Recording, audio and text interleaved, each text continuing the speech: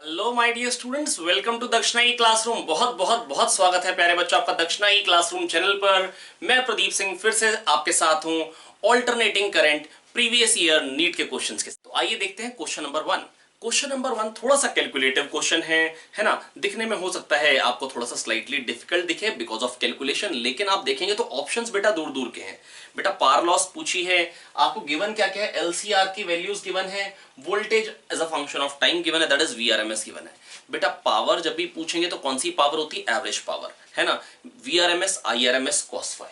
तो बेटा average power जो होती है उसका फॉर्मूला होता है वीआरएमएस आईआरएमएस कॉस फाई, है ना। तो ये बन जाएगा वीआरएमएस, आईआरएमएस बन जाएगा प्यारे बच्चों VRMS by Z, cos phi क्या होता है प्यारे बच्चों, आर बाय जेड। ठीक है, तो VRMS square R by Z square. I hope बच्चों मैं आपको समझा पाया हूं। ठीक है, अब ध्यान से देखते हैं प्यारे बच्चों इसको हम कैसे कर सकते हैं। ये एवरेज पावर हमारे सामने, ये फॉर्मूला हमने जनरेट कर दिया। अब बेटा ये कैसे करेंगे, देखो वीआरएमएस क्या है बेटा 10/√2, ये तो पीक वोल्टेज है, तो वीआरएमएस क्या हो जाएगा 10/√2, दैट इज 10/√2 का स्क्वायर करना है 100/2। आर क्या है प्यारे बच्चों 50 ओम। जेड स्क्वायर क्या होगा R square plus XL minus XC square, that is, इससे तो छोटा ही आंसर आएगा बेटा। अब जेड स्क्वायर क्या है, चलिए एक बार मैं लिख लेता हूं पहले। जेड स्क्वायर बेटा जेड होता है √r square plus XL minus XC whole square. ठीक है, तो आर स्क्वायर क्या हो जाएगा प्यारे बच्चों यहाँ पे 2500 plus XL minus XC square. ठीक है, इसको बड़ा ब्रैकेट बना देते हैं, एक्सएल माइनस एक्सी। एक्सएल क्या होता है ओमेगा एल, ओमेगा एल क्या हो जाएगा 314 इंटू 20 मिली हेनरी, है ना। 20 मिली हेनरी क्या बन जाएगा प्यारे बच्चों बताएंगे जरा। 20 मिली हेनरी 20 इंटू 10 की पावर -3 क्या हो जाएगा 0.02 इंटू 314। तो मैं उसको 2 इंटू 3.14 भी कह सकता हूं। ये आ गया एक्सएल, ओमेगा एल ली है बेटा, कोई बहुत बड़ी बात नहीं है, आई होप आप समझ पाएंगे। माइनस एक्सी, एक्सी क्या होता है बेटा 1/ओमेगा सी। सी क्या है 100 माइक्रोफेरेड, 100 इंटू 10 की पावर -6 आएगा 10 की पावर -4, तो ऊपर आ जाएगा 10 की पावर 4 और ओमेगा क्या है 314। अब देखिए प्यारे बच्चों मैं आपको फिर से मैं आपको बता दूं कि मैं लेने वाला हूं R square plus XL minus XC square. ठीक, ओके। अब बेटा अब थोड़ा सा दिमाग लगाएं, हम थोड़ी सी अब यहाँ पे अप्रोक्सीमेशन में खेलेंगे। ये भी बन गया 2500, है ना। 25 इंटू 100 लिख लीजिए ताकि काटने पाटना आसान रहेगा शायद। अब 2500 ये चीज क्या है 6.28, ये चीज क्या है बेटा 1000/314 लगभग क्या आएगा 3, लगभग मैं जानता हूं वो 942 आएगा 314 इंटू 3, है ना। अब लेकिन उसके बाद क्या लेना है बेटा, मतलब 3 के बाद मैं आपको फिर से कह रहा हूं ऑप्शन बहुत दूर दूर के, कोई फर्क नहीं पड़ता। अगर आप उसके बाद 314 का 1/6 और जाएगा, लगभग क्या बन जाएगा 0.1 से भी 0.1 लगभग, है ना। तो अगर 314 मतलब अगर 3.1 लिख लो या कोई फर्क नहीं पड़ने वाला है। तो बस बेटा मैं आपको यही कह रहा हूं कि ये जो चीज निकल के आ रही है ये लगभग 30 आ रही है, और ये 30 माइनस 6 कितना हो गया, 30 माइनस 6 कितना हो जाएगा, ये कहेगा 6.28, तो बेटा वो भी 30 से थोड़ा सा ज्यादा है, तो बेटा ये 24 बन जा रहा है। तो 24 स्क्वायर क्या होगा 576 प्लस 2500, 576 प्लस 2500 क्या हो जाएगा 3176, ओ सॉरी 3076, ठीक है 76, और ये 2 एक बाहर खड़ा था, अच्छा 2 को तुमने उड़ा दिया, है ना। अब बेटा ये जो चीज है 2500 अपॉन 3000, 2500 अपॉन 3076। अब बेटा आप थोड़ा सा दिमाग लगाएं, अब ऑप्शन देखें 0.79 दैट इज 0.8, एक 0.43 1 से छोटा आ रहा है, करेक्ट है। अब बेटा क्या ये 50% है इसका, मतलब 50% से भी छोटा दिख रहा है आपको, ये क्या ये 1500 दिख रहा है आपको यहाँ पे, नहीं। तो इसका मतलब क्या है, आंसर क्या होगा 1 से छोटा लेकिन 0.5 से बड़ा, दैट इज 0.79। बस आपको करना क्या होता है प्यारे बच्चों, घबराना नहीं होता है। अगर घबरा गए तो गेम खत्म। अगर ऐसी कैलकुलेशन देखे, हाँ डेफिनेटली ये कैलकुलेटिव साइड पे है, ऐसे क्वेश्चन नीट में जो प्रेजेंट ट्रेंड था, है ना, वो हम जो देख रहे हैं बेटा, मतलब जो कैलकुलेटिव क्वेश्चन आ रहे हैं उनकी जो नंबर है वो बहुत कम है। मतलब एज सच ऐसा आप मान के चलें कि 7-8 क्वेश्चन ही आपको मिलेंगे कैलकुलेटिव, जो भी इस लेवल का कैलकुलेटिव क्वेश्चन अगर होगा तो बेटा 2 या मतलब मैक्सिमम 2 या 3, मैक्सिमम, है ना। तो वीआरएमएस आ गया, IRMS, VRMS by Z, cos phi होता है R by Z, cos phi क्या होता है R by Z. I hope बेटा मैं आपको समझा पाया हूं। तो वीआरएमएस स्क्वायर हो गया, तो 10/√2 स्क्वायर 100/2 हो गया। आर की वैल्यू क्या है, आर की वैल्यू है 50, ये भी पुट कर दी। और जेड स्क्वायर नहीं चाह रहे, जेड स्क्वायर हो जाएगा R square, that is 50 square plus XL minus XC square, omega L minus 1/ओमेगा सी स्क्वायर, जिसकी वैल्यू बहुत आराम से आपको दिख जा रही है कि 2500 है। और ये लगभग जो बन के आया, ये जो क्वांटिटी निकल के आ रही है एक्सएल माइनस एक्सी का स्क्वायर, ये 24 का स्क्वायर आ रहा था 576, तो ये 3000 के आसपास गिरा आके, है ना। तो बेटा 2500 अपॉन 3000 बड़े आराम से देख सकते हैं आप लोग कि जो इसकी वैल्यू निकल के आने वाली है वो 1 से कम आने वाली है प्यारे बच्चों। आइए तो चलते हैं क्वेश्चन नंबर 2 पे। एक बड़ा लेंदी क्वेश्चन किया हम लोगों ने। अगला क्वेश्चन है क्वेश्चन नंबर 2, ये है 2016 का क्वेश्चन। दैट इज हाल फिलहाल में जो एसी के क्वेश्चंस आए हैं वो रिलेटिवली कम है। एक्चुअली ईएमआई एसी के मिला के क्वेश्चंस होते हैं, एसी के क्वेश्चंस जो आए हैं हाल फिलहाल में कम आए हैं, लेकिन पास्ट ईयर्स में एसी के क्वेश्चंस ज्यादा हुआ करते थे, है ना। चलिए मतलब अभी जो मतलब प्रेजेंट में थोड़ा सा जो फ्रैक्शन है वो कम मिला है ना, लेकिन 2020 में मैं एक्सपेक्ट करूंगा कि एसी का क्वेश्चन होना ही चाहिए 100%। Which of the I should say 99.9%. Which of the following combination should be selected for better tuning of LCR circuit used for communication? बेटा क्वालिटी फैक्टर जिसका ज्यादा होगा, मतलब हम क्वालिटी नाम ही इसलिए डालते हैं क्योंकि क्वालिटी फैक्टर ज्यादा होगा तो उतनी अच्छी ट्यूनिंग है, तो क्वालिटी फैक्टर बेसिकली ज्यादा चाहिए। अच्छा जो क्वालिटी फैक्टर होता है वो क्या होता है, क्वालिटी फैक्टर होता है एक्सएल बाय आर और XC by R but at resonance, क्योंकि एक्सएल एक्सी की वैल्यू तो हर फ्रीक्वेंसी पे अलग अलग है, तो कौन सी फ्रीक्वेंसी पे एक्सएल एक्सी की बात हो रही है इस पे डिपेंड करेगा। अभी बताता हूं एक बार और आप लोगों को, एक सेकंड रुकेंगे, बस यहां पे बोर्ड पे जगह बना दी है हमने। आइए तो बेटा क्वालिटी फैक्टर क्या होता है, एक्सएल बाय आर और XC by R but at resonance, ठीक है।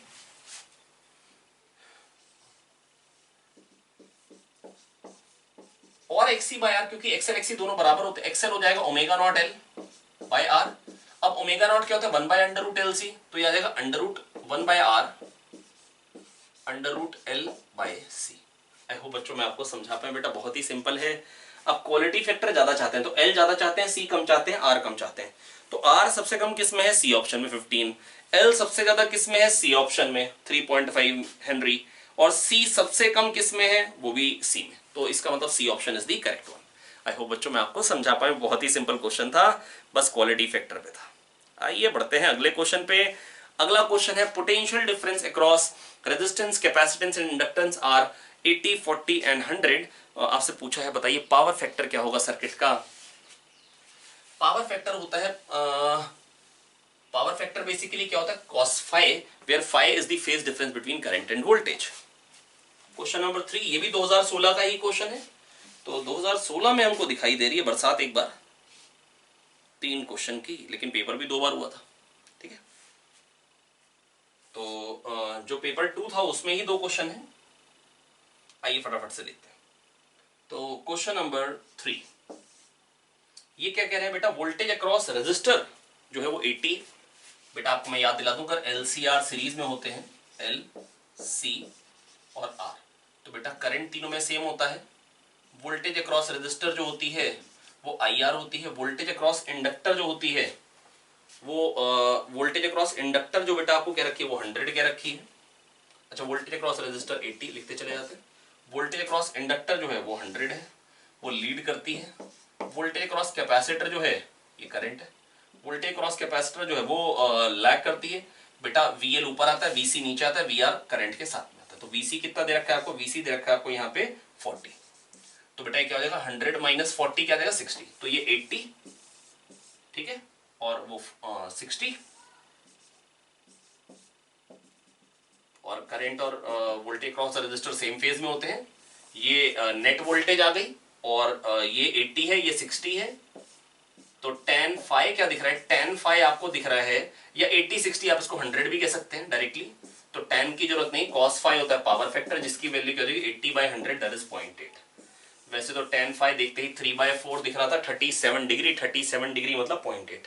दो बार बेटा क्वेश्चन आ चुका है पावर फैक्टर बताने के लिए आपको एसी में, है ना, दोनों बार बेटा cos 5.8 ही था, है ना। यही कैलकुलेशन सबसे ज्यादा यूज होने वाली कैलकुलेशन है। भले प्रोजेक्टाइल में हो तो भी बेटा ये 37 डिग्री 53 डिग्री सबसे ज्यादा एंगल्स यूज होते हैं। चलिए अगला क्वेश्चन, फिर से वही क्वेश्चन आ गया है जो अभी मैंने आपको 2018 में कराया था, कैलकुलेटिव क्वेश्चन। 2016 में उसी की फोटोकॉपी फिर से आ रही है ना। लेकिन इस बार आंसर्स जो है बेटा, ऑप्शंस जो हैं फिर से इस बार सारे के सारे ऑप्शंस 1 से कम हैं, लेकिन ऑप्शंस में डिफरेंस थोड़ा सा ज्यादा है, तो आपको घबराने की जरूरत नहीं। एक 50 की लाइन में है, एक 5 से है, एक 6 से, एक 7 से और एक 8 से। दैट इज पहले नंबर पे फोकस करना है और बहुत करीबी ऑप्शंस नहीं है। Again you can take bit of approximations. Okay, आइए देखते हैं क्वेश्चन नंबर 4। पहले मिटो देते हैं, शानदार तरीके से मिटोते जा रहे प्रदीप सर, बहुत बढ़िया मिटो दिया। आइए देखते हैं अब बेटा, देखो कैसे करेंगे, आइए समझते हैं। An inductor 20 milli henry, inductance दे रखा है 20 मिली हेनरी। क्वेश्चन नंबर 4, इसके बाद इंडक्टेंस दे रखा है, कैपेसिटेंस दे रखा है 50 माइक्रोफेरेड,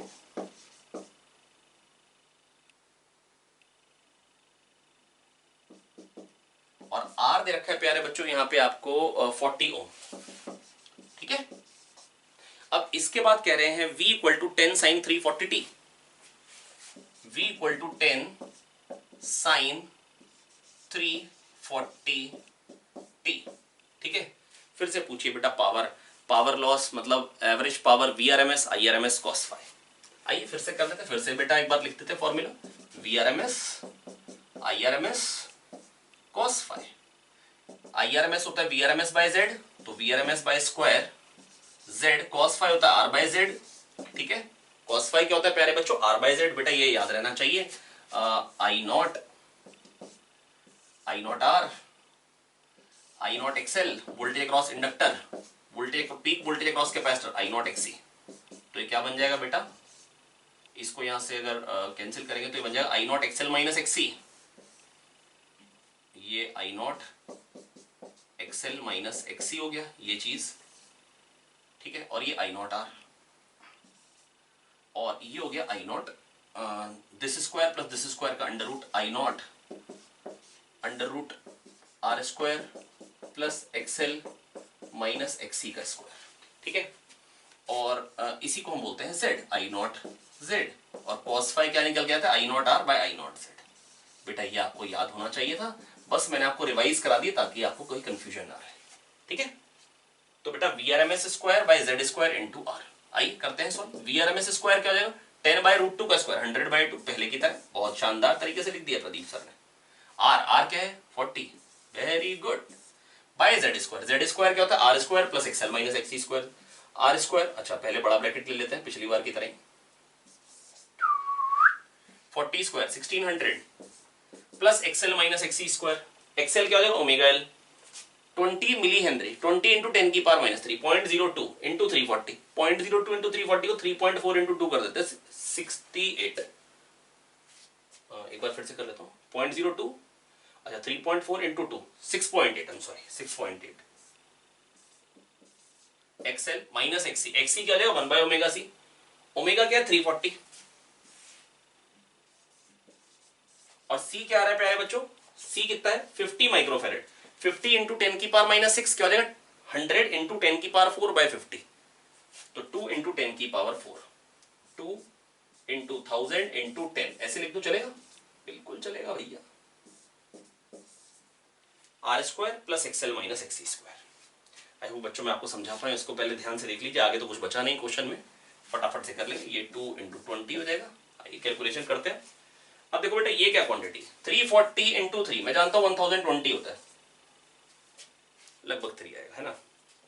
तो 3 2 6, 6 10 60, 60 माइनस 7 53, क्या आ गया 53, 53 स्क्वायर प्लस 1600। और करते हैं कहीं जगह बना लेते हैं लिखने की।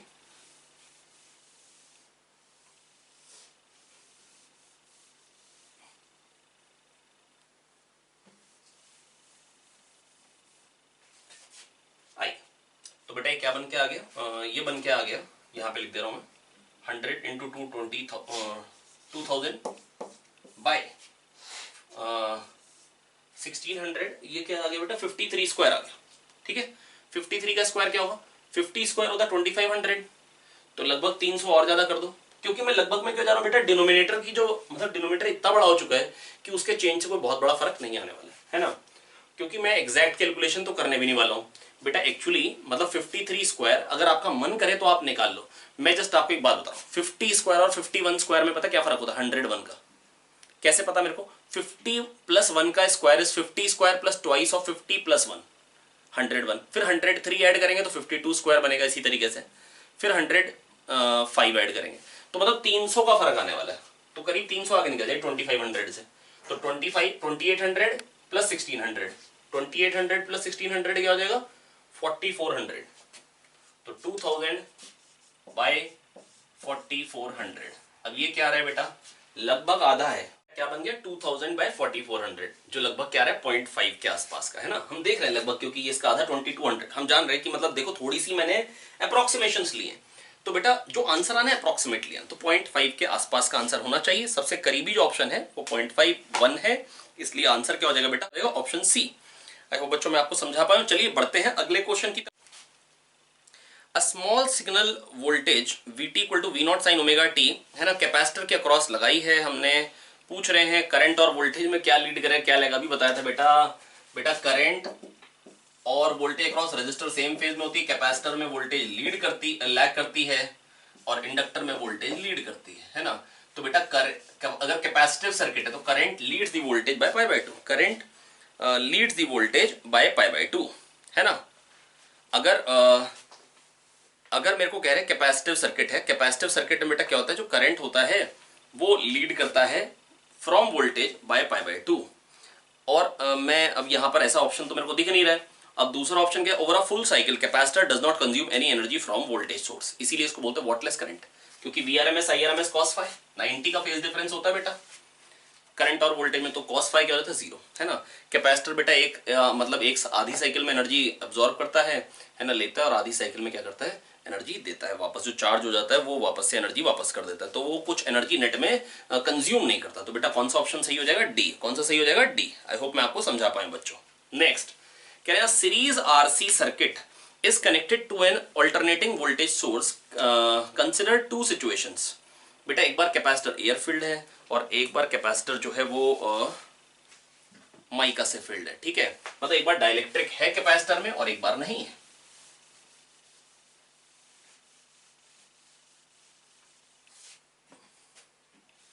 तो अगर आरसी सर्किट है, जेड क्या होता है under root R square plus XC square. बेटा एसी वोल्टेज सोर्स लगा रखा है हमने, ठीक है, under root R square plus XC square, और R square plus XC square में एक्सी हो जाएगा 1 by omega C, R square plus 1 by omega C square, ठीक है। ये आ गया under root R square plus XC square. अब इसके बाद बेटा मेरे से पूछा क्या है, इसके बाद मेरे से पूछा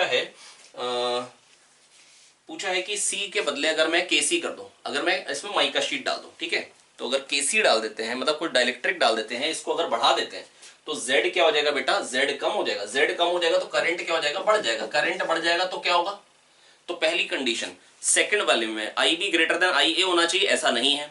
और अगर करंट बढ़ गया तो इसके क्रॉस वोल्टेज जो हो जाएगी वो बढ़ जाएगी, तो इसके क्रॉस बढ़ गई तो इसके क्रॉस कम, क्योंकि टोटल वोल्टेज तो कांस्टेंट है। आप समझ पा रहे मेरी बात, तो इसके क्रॉस अगर बढ़ गई तो कैपेसिटर के क्रॉस कम होगी, तो इट इज वीबी जो आएगा बेटा वो वीए से कम आएगा। जो वीबी आएगा मतलब जो बाद में जो वोल्टेज आएगी कैपेसिटर के क्रॉस वो पहले वाली वोल्टेज से जो आएगी वो कम आएगी। आई होप बच्चों मैं आपको समझा पा रहा हूं। ये मेरे से पूछे current through resistor and voltage across capacitor. अच्छा वोल्टेज अक्रॉस कैपेसिटर, तो अगर वोल्टेज अक्रॉस रेजिस्टर बढ़ रही है तो कैपेसिटर में तो कम हो रही है। दैट इज आंसर कौन सा सही आएगा, VB less than VA, VB less than VA. I hope बच्चों मैं आपको समझा पाया हूं। चलिए बढ़ते हैं अगले क्वेश्चन की तरफ। अगला क्वेश्चन है बेटा, कह रहे हैं ट्रांसफॉर्मर है हैविंग एफिशिएंसी ऑफ 90%। कितनी एफिशिएंसी बेटा, 90%। पूछा क्या है, वर्किंग ऑन 200 वोल्ट 3 किलोवाट। बेटा 200 वोल्ट पे वर्क करे, 200 वोल्ट आ रही है और 3 किलोवाट पावर आ रही है। तो करंट इन प्राइमरी पूछा भी, तो बेटा वीआई होती है पावर, 3 किलोवाट मतलब 3000 is equals to 200 into I, तो आई कितना आ गया 15 एम्पियर। बहुत शानदार। पहला पार्ट खत्म, पहला पार्ट खत्म। अब दूसरा पार्ट क्या है प्यारे बच्चों, कह रहे हैं current in secondary is 6 ampere. मैं फिर से बोल दे रहा हूं बेटा, वोल्टेज इन प्राइमरी गिवन थी बेटा, ट्रांसफॉर्मर है ना, प्राइमरी वोल्टेज गिवन थी तो VI होती है पावर सप्लाइड, ठीक है। वोल्टेज प्राइमरी वाली गिवन थी 200, करंट नहीं पता था लेकिन पावर कितनी सप्लाई करी ये पता थी। अब एफिशिएंसी है 90%, तो आउटपुट पावर क्या हो जाएगी 3000 का 90%, that is 3000 into 90 by 100, that is 3000 into 0.9, कितना हो जाएगा 2700, ये हो जाएगी output power is equal to VI। Voltage बतानी है आउटपुट में कितनी आएगी, करंट आ रहा है 6, खत्म। 3 2 जा 3 9 जा 0 0 2 450। तो बेटा वोल्टेज इन सेकेंडरी आ गई 450, वोल्टेज इन सेकेंडरी क्या निकल के आ जा रही प्यारे बच्चों 450। आई होप बच्चों मैं आपको समझा पाऊँ बेटा, बहुत ही सिंपल बात थी, आई होप आपको क्लियर भी हो गई। नेक्स्ट इसके बाद कह रहे हैं coil of inductance L is connected in series with a bulb P and an AC source, ये क्वेश्चन नंबर 8 है, 2013 नीट का क्वेश्चन है। कह रहे brightness of the bulb, brightness of the bulb पे क्या होगा, कह रहे हैं एक L है और एक बल्ब है, एक इंडक्टर है और एक रेजिस्टर है। अब कह रहे हैं अगर कैपेसिटी, कह रहे ब्राइटनेस डिक्रीज कब होगी बेटा, ब्राइटनेस कब डिक्रीज होगी, जब इंपीडेंस बढ़ जाएगा सर्किट का। बेटा ये R है और पहले एक L है, अब बेटा इंपीडेंस बढ़ाना है, कह रहे पहला ऑप्शन कह रहे कैपेसिटर लगा दे जिसका XL और XC बराबर हो जाए। तो बेटा इंपीडेंस तो कम कर दिया, पहले तो under root R square plus XL square था, अब XL XC बराबर है तो under root R square plus XL minus XC square क्या हो जाएगा, मतलब वो तो अंडर रूट मतलब तो वो तो बेटा हमको क्या मिल जाएगा, फिर R मिल जाएगा, इंपीडेंस कम हो जाएगा इंपीडेंस। अगर आयरन रॉड डाल दे बेटा किसमें, कॉइल में, इसमें अगर आयरन रॉड डाल दे तो बेटा मैं आपको याद दिला दूं, इंडक्टर में अगर कोई मटेरियल डाल दे तो mu naught N square AL जो होता है उसके बदले म्यू नॉट म्यू आर आ जाएगा। आपने L बढ़ा दिया, L बढ़ गया तो XL बढ़ गया, XL बढ़ गया तो करंट कम हो जाएगा क्योंकि V बाय Z होता है करंट, करंट कम हो गया तो इसमें जो पावर डिसिपेट होनी है I स्क्वायर R बेटा वो क्या हो जाएगी, कम हो जाएगी। तो आयरन रॉड डालने से जो ब्राइटनेस होती है वो कम हो जाती है, आयरन रॉड डालने से ब्राइटनेस कम हो जाती है। क्यों, फिर से बोल दे रहा हूं बेटा, जो सेल्फ इंडक्टेंस होता है सोलेनॉइड का वो होता है mu naught N square AL, कितना होता है mu naught N square AL, और अगर उसमें हम डाल दें एक iron bar, soft iron bar डाल दिया तो बेटा क्या हो रहा है, कह रहे हैं कि भाई अब म्यू आर हो जाएगा, mu naught mu R N square AL हो जाएगी, म्यू आर टाइम्स हो जाती है बेटा, सेल्फ इंडक्टेंस बढ़ जाएगी क्योंकि जो खुद के कारण करंट के कारण जो फ्लक्स आना है बेटा वो बढ़ जाएगा ना। सोचो LI होता है ना फ्लक्स, अब वो खुद भी मैग्नेटाइज हो जाए, मतलब फ्लक्स जो है नेट में बढ़ गया, फ्लक्स अगर बढ़ गया तो उससे क्या होगा बेटा, उसी करंट पे फ्लक्स ज्यादा आ रहा है, L ज्यादा आ गया, L ज्यादा आ गया, XL ज्यादा आ गया, L ज्यादा आ गया तो XL ज्यादा आ गया, XL ज्यादा आ गया तो इससे क्या होगा, Z बढ़ जाएगा under root R square plus XL square, Z बढ़ जाएगा तो V बाय Z से करंट कम हो जाएगा, करंट अगर कम हो गया तो जो पावर डिसिपेट होगी बल्ब में वो कम होगी, जो पावर डिसिपेट होगी बल्ब में वो कम होगी। बच्चों आई होप मैं आपको समझा पाया हूं। आइए देखते हैं प्यारे बच्चों क्वेश्चन नंबर 9। क्वेश्चन नंबर 9 क्या कह रहा है, the primary of a transformer when connected to a DC battery of 10 volts draws a current of 1 milli ampere. ठीक है, अब कह रहे हैं the number of turns in primary and secondary are 50 and 100, the voltage in the secondary and the current drawn by the circuit in the secondary are. बेटा अगर हमने DC voltage लगाई है, प्राइमरी में अगर डीसी वोल्टेज लगाई है तो बेटा सेकेंडरी में फ्लक्स तो जरूर होगा, प्लस पर फ्लक्स में कोई चेंज नहीं होगा एंड हेंस कोई ईएमएफ नहीं होगा एंड हेंस कोई करंट नहीं होगा। आई होप मैं आपको समझा पाया हूं। बेटा एसी होता है तो क्या होता है, जैसे ये प्राइमरी है ना, और वो सेकेंडरी उसी के ऊपर ही लिपटा हुआ मान लो, है ना, आइडियल कपलिंग है, दोनों एक दूसरे के ऊपर चढ़े हुए हैं। तो बेटा होगा क्या इस कंडीशन में, तो ये होगा कि एसी होगा तो बेटा बार बार करंट चेंज होगा तो फ्लक्स चेंज होगा तो ईएमएफ इंड्यूस होगा एंड हेंस करंट आएगा सेकेंडरी में। लेकिन अगर हमने डीसी लगाया तो बेटा कोई फ्लक्स चेंज नहीं हो रहा है तो कोई ईएमएफ इंड्यूस नहीं होगा एंड हेंस कोई करंट नहीं आएगा, तो आंसर हो जाएगा 0 volt and therefore no current. आइए चलिए बढ़ते हैं क्वेश्चन नंबर 10 पे। 10th क्वेश्चन क्या है, in an electrical circuit LCR and AC voltage source are all connected in series. When L is removed from the circuit, the phase difference between the voltage and current is pi by 3. जब L को remove कर दिया तो phase difference जो हो गया voltage और current में वो पाई बाय 3 हो गया। जब C को रिमूव कर दिया फिर से पाई बाय 3, कह रहे कंप्लीट सर्किट का पावर फैक्टर क्या होगा। बेटा देखो जब L को रिमूव कर दिया तो क्या बचेगा, C और R। ठीक है, तो R current voltage across resistor है ना, जो कि IR होगी, और वोल्टेज अक्रॉस कैपेसिटर, और कह रहे हैं ये जो एंगल आ रहा है ये π/3 आ रहा है। ठीक है, बढ़िया बात है। और current IR that is voltage across resistor, और जब C को रिमूव कर दिए तो क्या बचेगा, LR। तो उस टाइम भी कह रहे हैं जो फेज डिफरेंस आ रहा है दोनों में वो π/3 आ रहा है। ठीक है, तो इसका मतलब क्या हुआ, अगर फेज डिफरेंस यहाँ पे भी π/3 है, यहाँ पे भी π/3 है, अगर दोनों जगह फेज डिफरेंस π/3 आ रहा है, इसका मतलब R और XC, मतलब tan phi जो होगा वो XC/R आएगा, और tan π/3 XL/R, that is XL और XC बराबर है। तो अगर L, C और R तीनों हैं तो मैं ये कह सकता हूं XL और XC बराबर हैं, क्योंकि tan π/3 है XC/R। बेटा tan π/3 है XC/R, प्लीज मेरी बात सुने ध्यान से,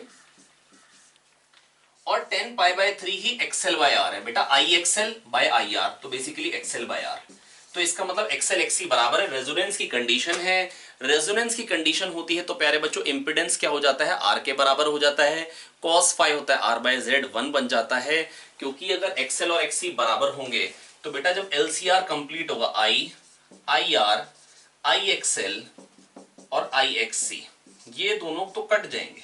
ठीक है, तो I और IR बेटा करंट और वोल्टेज अक्रॉस रेजिस्टर क्या हो जाएंगे, सेम फेज में हो जाएंगे। आई होप मैं आपको समझा पाया हूं बच्चों। नेक्स्ट, अब अगला क्वेश्चन क्या कह रहा है, आइए देखते हैं। अगला क्वेश्चन कह रहा है क्वेश्चन नंबर 11, 10 हो गए, हाँ करेक्ट, 11th क्या कह रहा है बेटा, करंट दे रखा है, वोल्टेज दे रखा है, और पावर लॉस पूछा है। पावर मतलब एवरेज पावर। पावर क्या होती है बेटा, VRMS IRMS cos phi। Question आप ध्यान से देखिए और फिर सॉल्यूशन सुनिए, है ना। क्वेश्चन ये है मेंस का क्वेश्चन है बेटा 2012 का। ठीक है, तो VRMS IRMS cos phi, आई दे रखा है, पीक करंट दे रखा है 1/√2 अपॉन √2, पीक वोल्टेज दे रखी है 1/√2 upon √2, VRMS IRMS cos phi, और cos π/3 वो भी क्या आ जाएगा बेटा, हाफ। तो हाफ हाफ हाफ 1/8 क्या हो जाएगा बेटा, एवरेज पावर क्या हो जाएगी 1/8। बेटा आई दे रखा I not sine omega t, I दे रखा 1/√2 साइन ओमेगा टी, ई दे रखा है 1/√2 साइन ओमेगा टी प्लस π/3। तो बेटा IRMS VRMS दोनों निकाल सकते हैं और उसके बाद cos π/3 करना है, VRMS IRMS cos phi से। आई होप बच्चों मैं आपको समझा पाया हूं। चलिए बढ़ते हैं अगले क्वेश्चन पे, दैट इज क्वेश्चन नंबर 12 पे। क्वेश्चन नंबर 12 क्या कह रहे हैं, कह रहे हैं AC voltage is applied to a resistance and an inductor in series. बेटा LR सर्किट है, ठीक है।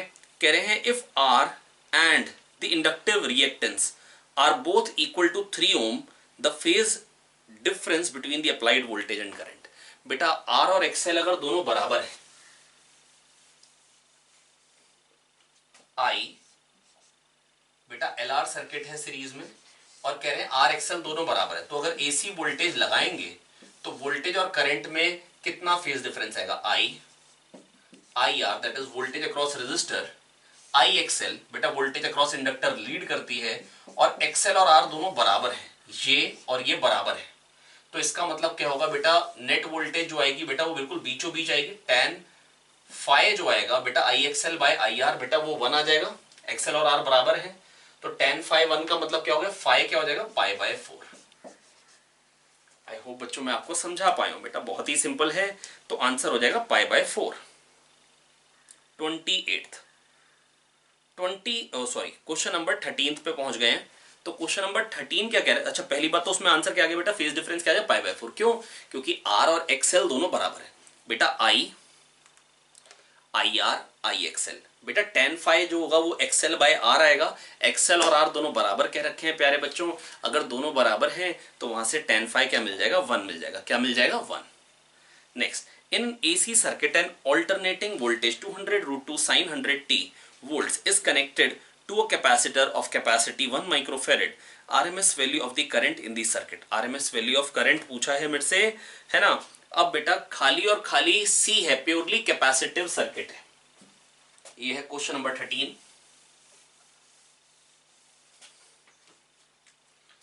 बेटा AC सोर्स को हमने लगाया है एसी सोर्स को लगाया है, प्योरली कैपेसिटिव सर्किट है, तो बेटा करंट क्या निकल के आएगा, आरएमएस वैल्यू ऑफ करंट। तो बेटा पीक वैल्यू ऑफ वोल्टेज क्या है, 200 √2, तो आरएमएस वैल्यू ऑफ वोल्टेज हो गई, ये आरएमएस वोल्टेज हो गई बाय एक्ससी, ये क्या हो जाएगा आरएमएस करंट। एक्ससी क्या होगा 1/ω_c, ठीक है, तो 1/ω_c करूंगा तो ओमेगा सी ऊपर आ जाएगा 200, ओमेगा क्या दे रखा है क्वेश्चन में मेरे को 100, और सी क्या दे रखा है क्वेश्चन में मेरे को 1 माइक्रोफैरेड, दैट इज 10⁻⁻⁶। तो करंट क्या आ जाएगा बेटा, ये गया 10⁻⁻⁴, 10⁻⁻2 बचेगा 0.02 एम्पियर, या मैं कह सकता हूं 20 मिली एम्पियर। तो कौन सा ऑप्शन करेक्ट हो जाएगा, डी ऑप्शन। बहुत ही सिंपल क्वेश्चन था। VRMS पहले निकाला, V0 पता था बेटा, V = V0 sin omega T से V0/2 से VRMS निकाला, और VRMS/XC से IRMS निकाल लेंगे। ठीक है, चलिए बढ़ते हैं अगले क्वेश्चन पे। अगला क्वेश्चन है क्वेश्चन नंबर 14। ये क्या कह रहा है, a coil has a resistance of 30 ohm and inductive reactance of 20 ohm at 50 hertz.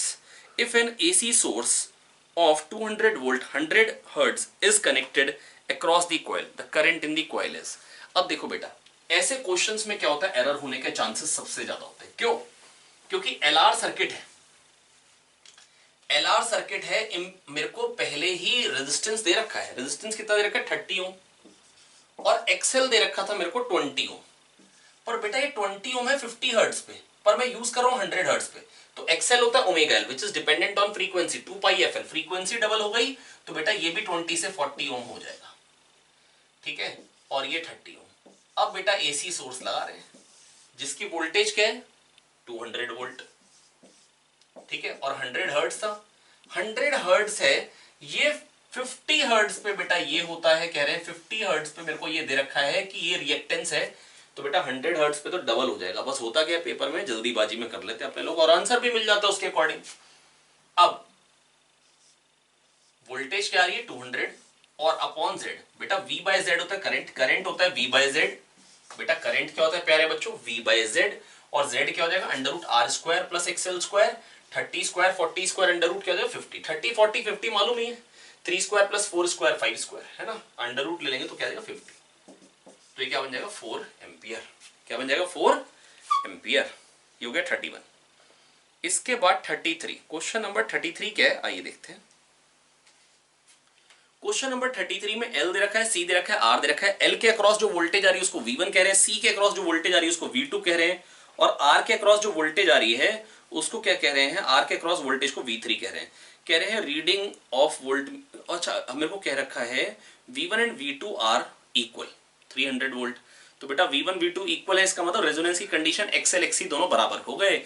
L और C के अक्रॉस बेटा L के अक्रॉस जो वोल्टेज है वही C के across, that is IXL IXC बराबर है, दैट इज रेजोनेंस की कंडीशन आ गई है प्यारे बच्चों। तो जो वोल्टेज आएगी रजिस्टर के अक्रॉस वही एसी सोर्स की वोल्टेज होगी, वही नेट वोल्टेज जो होगी बेटा IXL IXC कट गए, जो भी वोल्टेज आ रही रजिस्टर के अक्रॉस वही नेट वोल्टेज है, वही एसी सोर्स की वोल्टेज है। तो अगर 220 वोल्ट है तो कह रहे वोल्ट मीटर की रीडिंग क्या आएगी, वोल्ट मीटर V3 की रीडिंग, तो वो क्या आएगी प्यारे बच्चों 220 ही आएगी, और करंट क्या आएगा 220/100 दैट इज 2.2 एम्पियर ही आएगा। आइए एक बार मैं फिर समझा देता हूं, ये कब का क्वेश्चन है 2010 मेंस का ही क्वेश्चन है ये भी।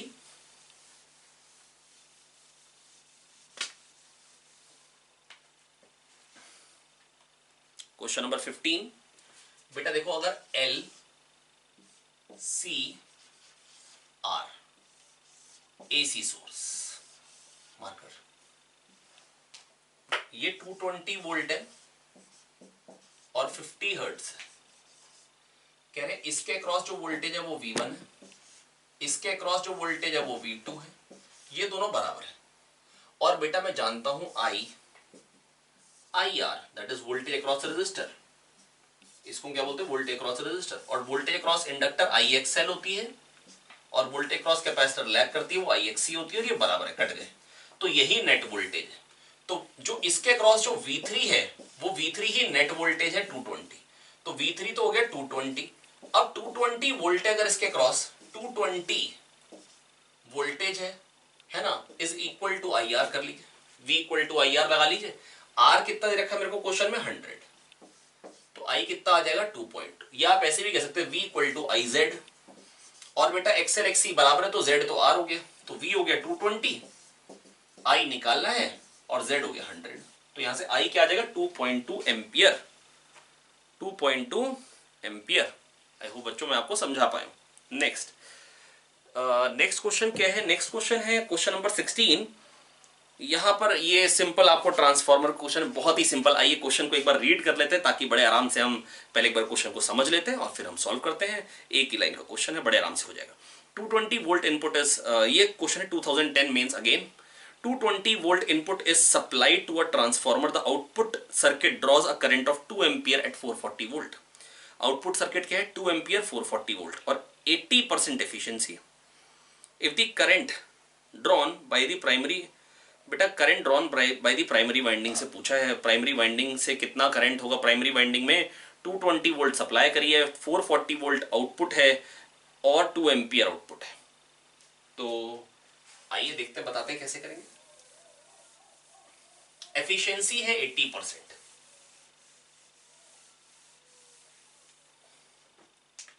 तो इनपुट वोल्टेज क्या है? इनपुट वोल्टेज है 220, तो वी आई करंट इनपुट क्या है? इनपुट करंट मेरे से पूछा है, मान लो आई, ये इनपुट वोल्टेज है, ये इनपुट करंट, ये इनपुट पावर है। ये क्या है? इनपुट पावर इनटू 80/100, क्योंकि 80% एफिशिएंसी है, ये आउटपुट पावर होगी। दैट इज आउटपुट जो वो 80% है इसका। तो दिस इंटू 0.8 भी डायरेक्टली कह सकता था is equals to output power. वो क्या है? 440 वोल्टेज है और करंट है वहां पे 2 एम्पियर। तो 220 इंटू 2 ये हो गया 4 इंटू 20 आ गया 25 आई आ गया अपना 5 एम्पियर। बिल्कुल सिंपल क्वेश्चन था, ऑप्शन डी आ गया है। मैं फिर से बता दे रहा हूं बेटा, input voltage into input current, ये इनपुट पावर थी, इंटू 80/100, क्योंकि एफिशिएंसी 80%, इसका मतलब इसका 80% आउटपुट आने वाला है। We output into current output. I hope मैं आपको समझा पाया। तो बेटा इनपुट पावर का 80% is the output power. I hope बच्चों मैं आपको ये समझा पाया हूं। चलिए बढ़ते हैं अगले क्वेश्चन पे, विच इज क्वेश्चन नंबर 17। ये तो बहुत ही बकवास क्वेश्चन है बेटा। सिंपल फॉर्मूला पूछा है, power dissipated in an LCR circuit connected to an AC source of EMF E. बेटा पावर डिसिपेटेड कितनी होगी बेटा? ई की टर्म्स में और एल सी आर और ओमेगा की टर्म्स में। आइए फटाफट से देखते बेटा। पावर क्या होती है? V R M S I R M S. Power मतलब एवरेज पावर, वो क्या होती है बेटा? V R M S I R M S cos phi. आइए समझाने की कोशिश करता हूं। V R M S I R M S cos phi, correct है। अब वी आर एम एस जिसको ई कह रखा है, I R M S E by Z cos phi R by Z, ठीक है। तो E square R by Z square, Z square क्या होता है? R square plus XL minus XC square. XL क्या होता है? ओमेगा एल, और एक्सी क्या होता है? 1 बाय ओमेगा सी। खत्म, this is the answer. E square R upon under root R square plus omega L minus 1 by omega C square, that is option D. बहुत ही सिंपल, ये 2009 का question था। अगला क्वेश्चन नंबर 18, फिर से 2008 में मेरे से पूछा था एवरेज पावर। एवरेज पावर क्या होती है? V R M S I R M S cos phi. E given है E not sine omega t, I given है I not sine omega t minus five. E कितना given है? E not sine omega t. I कितना given है? I not sine omega t minus five. आइए देखते हैं।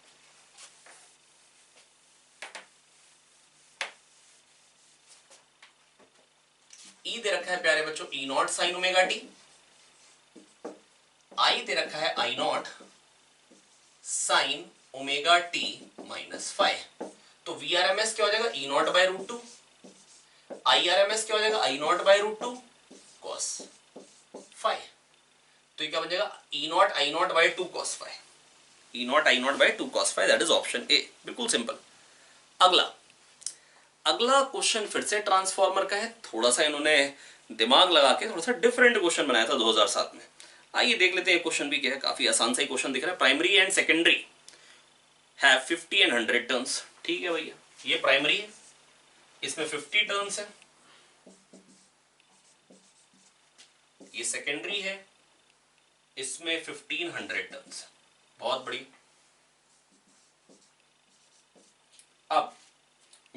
Flux है, if the magnetic flux link with the primary coil is phi not plus 4t, ठीक है, और कह रहे हैं produce oscillating frequency of F, sorry I am sorry बेटा, phi is phi not plus 4t कह रखा है, अगले पेज पे था, और कह रहे हैं phi is in webers, T is time in seconds.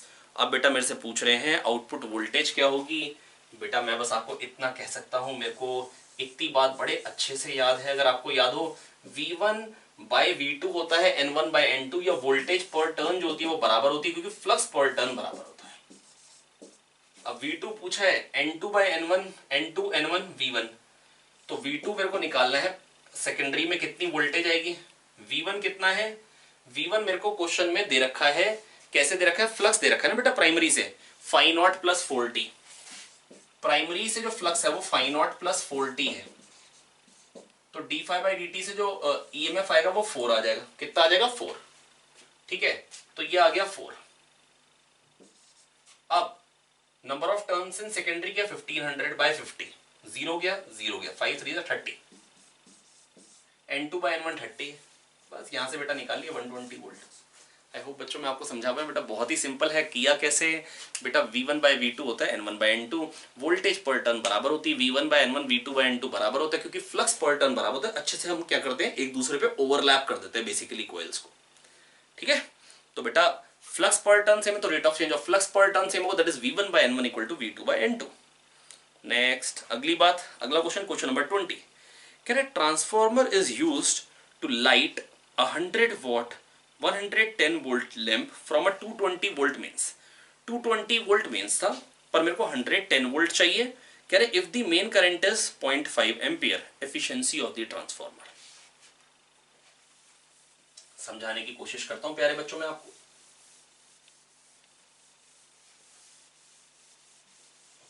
Input power क्या होगी, 220 वोल्ट मेंस पे लगाया ट्रांसफॉर्मर, तो इनपुट पावर क्या होगी पहले ये बताइए। इनपुट वोल्टेज है 220 और इनपुट करंट जो है वो 0.5, तो 220 इंटू 0.5 ये हो गई इनपुट पावर, जिसकी वैल्यू होगी 110 वॉट, और जो बल्ब मेरे को जलाना है वो तो 100 वॉट का है, तो 110 वॉट इनपुट है और आउटपुट कितना आ रहा है, आउटपुट आ रहा है 100 वॉट, तो बेटा एफिशिएंसी क्या होगी 100 by 110 into 100, output power upon input power into 100, 0 गया 0 गया, 11 9 जा 99, ठीक है, 9.1 आया, फिर 0 0 मतलब 9.09, लगभग जो एफिशिएंसी आएगी वो 90% आएगी। आप समझ भी सकते हैं 110 में से बेटा 100 आ रहा है ना यार, तो अगर 90% मतलब इंटू 0.9 करेंगे तो क्या मिल जाए 99, मतलब लगभग क्या आ गई 90%, अप्रोक्सीमेट। अच्छा क्वेश्चन में डाल रखा है बेटा अप्रोक्सीमेटली, तो आंसर क्या हो गया 90%। Next, what is the value of L for which, question number 21, what is the value of L for which the current is maximum in a series LCR circuit? ओहो, L की value पूछिए बेटा, L की value बेटा L की value क्या ले ताकि बेसिकली मेरे को करंट मैक्सिमम मिल जाए। करंट मैक्सिमम कब होता है, रेजोनेंस पे, बेटा रेजोनेंस पे इंपेडेंस मिनिमम होता है इसलिए करंट मैक्सिमम होता है। मैं आपको बता देता हूं बेटा एक बार फिर से, रेजोनेंस पे क्या क्या चीजें होती हैं बेटा, Z होता है √R² plus XL minus XC square.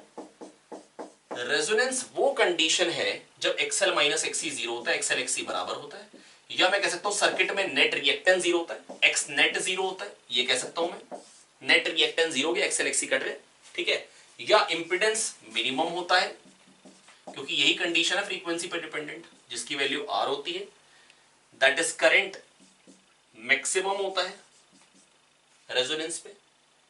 अगर XL XC को बराबर करो तो ओमेगा 1/√LC होता है रेजोनेंस पे, ठीक है, हालांकि इससे क्वेश्चन आएगा क्योंकि C गिवन है, ओमेगा गिवन है, L बताना है, ठीक है, मैं सॉल्व करने वाला नहीं, मैं आगे बातें और बताया तो I LCR सर्किट में I R that is voltage across resistor, voltage across inductor IXL IXC, और ये भी क्या होंगे प्यारे बच्चों, ये कट जाएंगे, ये कट जाएगा, दैट इज LCR, इसके अक्रॉस जो वोल्टेज आने वाली है वो 0 आने वाली है, वो क्या आने वाली, जीरो आने वाली। एलसी के क्रॉस क्या आ जाएगी, जीरो।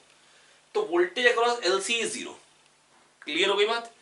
तो एलसी के क्रॉस वोल्टेज जीरो हो सकती है। मैं ऐसा भी कह सकता हूं, अगर यहां पे वोल्ट मीटर लगाएंगे क्या रीड करेगा, जीरो, क्योंकि आई एक्सएल आई एक्सी हमेशा अपोजिट फेजेस में है ना, और एक्सएल एक्सी बराबर है रेजोनेंस पे। तो वोल्टेज अक्रॉस एल और वोल्टेज अक्रॉस सी का मैग्नीट्यूड बराबर आएगा अगर 2 वोल्ट मीटर होंगे, या voltage across L C zero आएगा। बेटा ये सारी की सारी बातें रेजोनेंस के लिए यूज होती हैं। तो बेटा जैसे यहां पर क्या यूज हो रही, कह रहे हैं करंट की वैल्यू मैक्सिमम किस एल के लिए होगी। तो बेटा आपको करना क्या था, यूज क्या करना था, omega equal to 1/√LC। Omega given है, सी गिवन है, एक अननोन तो होना ही चाहिए, वो है क्वेश्चन नंबर 21 में। Very good. Question number 22। Question number 22 क्या है बेटा, ऐसा क्वेश्चन मैंने आपको पहले भी कराया, पावर फैक्टर पूछा था, पहले भी एक क्वेश्चन आया था शुरुआत में, फिर से आ रहा है पावर फैक्टर। मैंने आपको उस टाइम ही बता दिया था कि पावर फैक्टर 2 बार क्वेश्चन आएगा और दोनों बार आंसर क्या है, 0.8। वैल्यूज इतनी सिंपल दी है कि डायरेक्टली आपको दिख जाए कि 37 degree is the phase difference. बेटा कह रहे हैं इंडक्टिव रिएक्टेंस है 31, ठीक है, और हैज अ रेजिस्टेंस ऑफ 8। तो I R that is 8I, I XL, ये cos 5 directly R by Z भी कह सकते थे वैसे, अगर आप चाहें तो मैं वैसे लिख देता हूं, या आप ऐसे करें, आई एक्सएल इंडक्टिव रिएक्टेंस 31, तो I into 31, capacitive reactance 25, I into 25, तो ये क्या हो जाएगा, ये दोनों कट के क्या बन जाएगा, I 8I 6I 5, और 10 5 क्या हो जाएगा, 3/4, 37 डिग्री। cos 37 क्या हो जाएगा बेटा, cos 37 क्या निकल के आ जाएगा प्यारे बच्चों, cos 37 क्या होता है, 0.8। 3/5 होता है, ओ सॉरी 4/5 होता है, या 8/10 कह सकते हैं, 0.8। ठीक है। Question number 23। A core of transformer is laminated because, बेटा ताकि एडी करंट लॉस को मिनिमाइज कर सके, बेटा वो उसको हम क्या करते हैं, काट के लेमिनेट कर देते हैं ताकि वो पूरा एक लूप ना बन पाए। अगर मैं ट्रांसफॉर्मर की ये कॉइल्स ऐसे बाहर को आती है, ये अब करंट उसमें एसी करंट है, तो बेटा जो मैग्नेटिक फील्ड जो जनरेट हो रही है, जो मैग्नेटिक फील्ड जनरेट हो रही है वो कैसी है, टाइम वेरिंग है, और टाइम वेरिंग मैग्नेटिक फील्ड से क्या है, इंड्यूस्ड इलेक्ट्रिक फील्ड। तो अगर कोर होती सॉलिड तो बेटा लाल लाल आपको कोर मिल जाती फाइनली, क्योंकि वो बिल्कुल रेड हॉट हो जाती है ना एडी करंट के कारण। तो इसलिए हम क्या करते हैं, काट के रखते हैं। आपने छोटा सा कोई भी एडेप्टर खोल लीजिए, उसमें जो छोटा सा ट्रांसफार्मर होगा आपको उसमें दिखाई देगी, जो कोर होगी वो कटी हुई होती ताकि एडी करंट लॉस कम हो। हालांकि तब भी ऐसा नहीं होता, क्योंकि अगर इलेक्ट्रिक फील्ड आ रही है तो अगर ऐसी कोर भी है तो थोड़ा सा तो इधर जाएगा, थोड़ा सा इधर आएगा, इसमें तो हीट जनरेट होती ही है। आप टच करोगे कभी भी कोई भी एडेप्टर को तो आपको गर्म फील होगा, है ना। तो कोर काफी गर्म हो जाती है तब भी। अभी तो हम काफी मिनिमाइज कर चुके होते हैं, है ना। तो वैसे अगर सबसे अच्छा तरीका क्या होता कि अगर हमको कोर को लेमिनेट करना है तो मतलब उसको एक शीट्स बनाते हैं, उसको बिल्कुल पतली पतली अगर बना देते हैं पूरा लेमिनेट करके, मतलब पतली पतली वायर्स बना देते बल्कि, तो और कम हो जाता, जीरो कभी नहीं हो सकता, है ना। चलिए बढ़ते हैं आगे।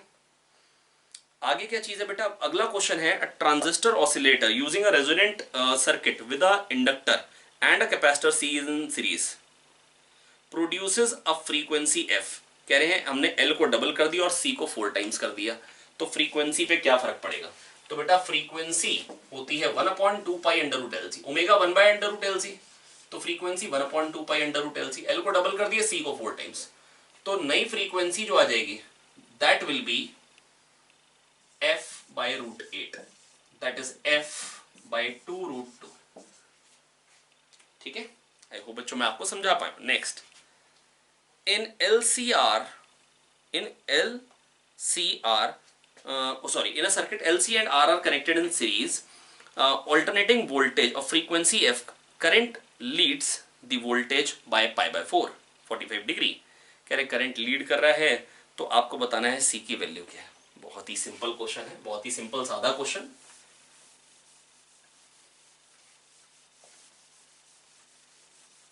वैल्यू पूछी है मेरे से C की, L और R है, LCR सीरीज में है, मेरे से C की वैल्यू पूछी है क्या होगी, और कह रहे current leads the voltage by π/4। Current leads the voltage, ये करंट है IR, ये वोल्टेज क्रॉस रेजिस्टर हो गई, voltage cross capacitor IXC, I omega C, IXC, XC क्या होता है 1/ωc, आई एक्सएल। मैंने इसको बड़ा क्यों बनाया, क्योंकि नेट वोल्टेज मैं चाहता हूं मतलब लैग करे करंट से, current should lead I R I 1 by omega C I XL that is I omega L, और कह रहे हैं ये आ गई नेट वोल्टेज, और कह रहे हैं ये जो फेज डिफरेंस है ये पाई बाय 4 है 45 डिग्री। 10 पाई बाय 4 क्या होगा 1, that is this up this equal to this, तो R is equals to 1 by omega C minus omega L. बस बेटा यहां से सी निकालना है। आई होप सब लोग कर पाएंगे बड़े आराम से। क्या आ जाएगा बेटा, 1 by omega C is equal to R plus omega L, पलटी मारो, omega C that is 2 pi F C is equals to 1 upon R plus 2 pi F L. अब क्या होगा बेटा, 2 पाई एफ को नीचे ले, तो क्या बन जाएगा 2 पाई एफ नीचे ही और r plus 2 pi F L. कौन सा ऑप्शन सही हो गया, डी ऑप्शन। बिल्कुल simple question. Next question number 26। For a series LCR circuit the power loss at resonance is, बेटा पावर लॉस एट रेजोनेंस क्या होगा बेटा, VRMS IRMS cos phi, VRMS IRMS cos phi, VRMS IRMS cos phi 1 होता है, क्योंकि अभी बताया बेटा वोल्टेज और करंट सेम फेज में जाते हैं रेजोनेंस में, है ना। और आईआरएमएस क्या होगा, VRMS by Z, VRMS by Z, है ना। अच्छा मेरे को अच्छा दोनों फॉर्म में पूछ सकते हैं, तो आईआरएमएस हो जाएगा वीआरएमएस बाय जेड, तो वीआरएमएस स्क्वायर बाय आर बन जाएगा, क्योंकि जेड की वैल्यू आर होती है, या वीआरएमएस को कह सकते हैं आईआरएमएस इनटू जेड, तो आईआरएमएस स्क्वायर आर, क्योंकि जेड की वैल्यू तो आर होगी। तो ये कौन सा ऑप्शन सही आ गया यहाँ पे मेरे पास, सी ऑप्शन। बिल्कुल सिंपल क्वेश्चन था। Next 27th question. 27th. A capacitor of capacity C has reactance X. If capacitance and frequency become double, then reactance is. बेटा हमने X को भी डबल कर दिया और कह रहे हैं हमने क्या किया, हमने फ्रीक्वेंसी और कैपेसिटेंस दोनों को डबल कर दिया, तो रिएक्टेंस पे क्या फर्क पड़ेगा, एक्स सी होता 1 बाय ओमेगा सी, फ्रीक्वेंसी को भी डबल कर दिया और सी को भी डबल, तो एक्स क्या हो जाएगा, एक्स बाय 4, क्या हो जाएगा X by 4, that is 55th question, sorry question number 27 का आंसर हो जाएगा C, X by 4। Next quality factor, quality factor बेटा क्या होता है, क्वालिटी फैक्टर होता है एक्सएल बाय आर और XC by R at resonance. Resonance पे जो एक्सएल की वैल्यू हो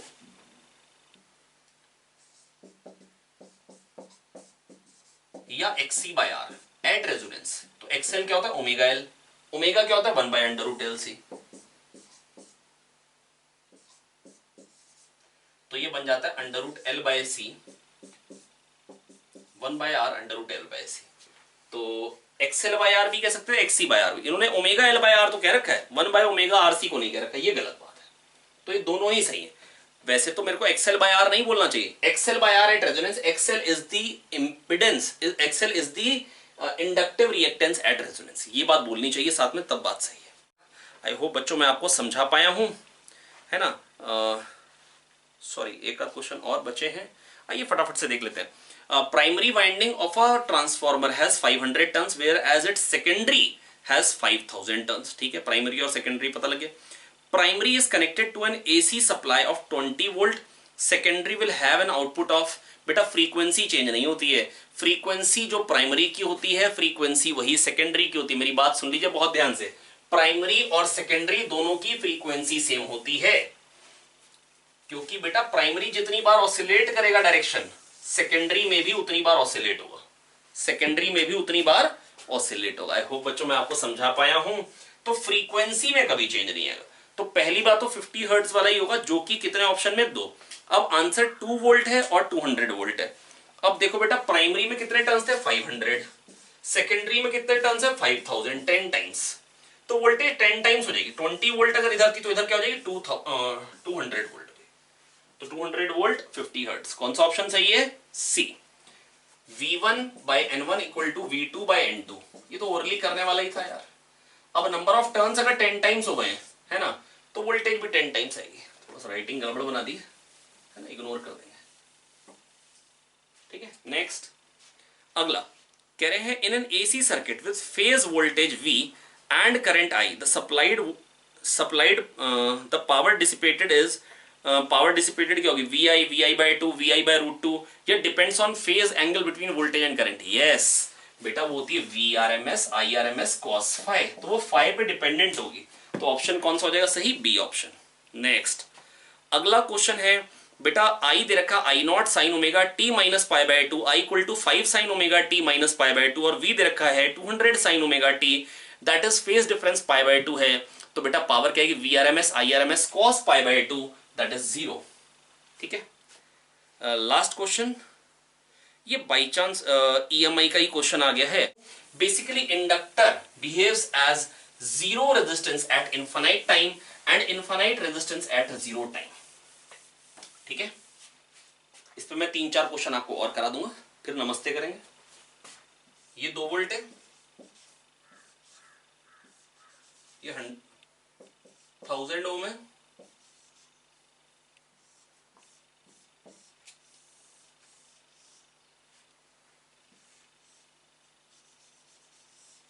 ये 1000 ओम है. ठीक है. कह रहे करंट कैसे ऑसिलेट करेगा, करंट या हमेशा 1 मिली एम्पियर रहेगा या हमेशा 2 मिली एम्पियर रहेगा या जीरो टाइम पे इतना होगा, मतलब फाइनली इतना हो जाएगा. बेटा देखो जीरो टाइम पे तो क्या होगा, कैपेसिटर जो है वो जीरो रेजिस्टेंस की तरह बिहेव करे. अच्छा इंडक्टर तो है नहीं यहाँ पे, तो आरसी सर्किट हो गया. चलिए कोई दिक्कत की बात नहीं. जीरो टाइम पे ये जीरो रेजिस्टेंस, तो करंट आ जाएगा 2 मिली एम्पियर, क्योंकि इसकी तो छुट्टी हो गई तो आएगा नहीं भाई, है ना. तो करंट आ जाएगा 2/1000, दैट इज 2 मिली एम्पियर. और इनफाइनाइट टाइम पे ये फुली चार्ज हो जाएगा, तो ये सर्किट में नहीं रहेगा, फिर करंट यहां से जाएगा. तो 2/2000 हो जाएगा एम्पियर, या कह सकता हूं 1 मिली एम्पियर हो जाएगा. Final current will be 1 milli ampere और initial current will be 2 milli ampere. तो 2 milli ampere and finally it will decay to 1 milli ampere. I hope बच्चों मैं आपको समझा पाया हूं. बस आप लोग से एक रिक्वेस्ट है, आप लोग बेटा लगातार बेटा पेपर्स दीजिए. पेपर्स को प्लीज मिस आउट नहीं करेंगे बेटा. पेपर्स मिस आउट करना बेटा क्राइम है. आपको पेपर्स मिस आउट नहीं करना है. पेपर्स मिस आउट करेंगे तो बेटा सब कुछ मिस हो जाएगा. तो कोशिश करेंगे बेटा, मेहनत करेंगे, आगे बढ़ेंगे, खूब पढ़ाई करते रहें, खूब मेहनत करते रहें, खूब तरक्की करें बेटा. कोशिश करें बेटा नीट बिल्कुल 4 डालें, लेकिन लगे रहेंगे तभी ऐसा हो पाएगा. All the best, keep working hard.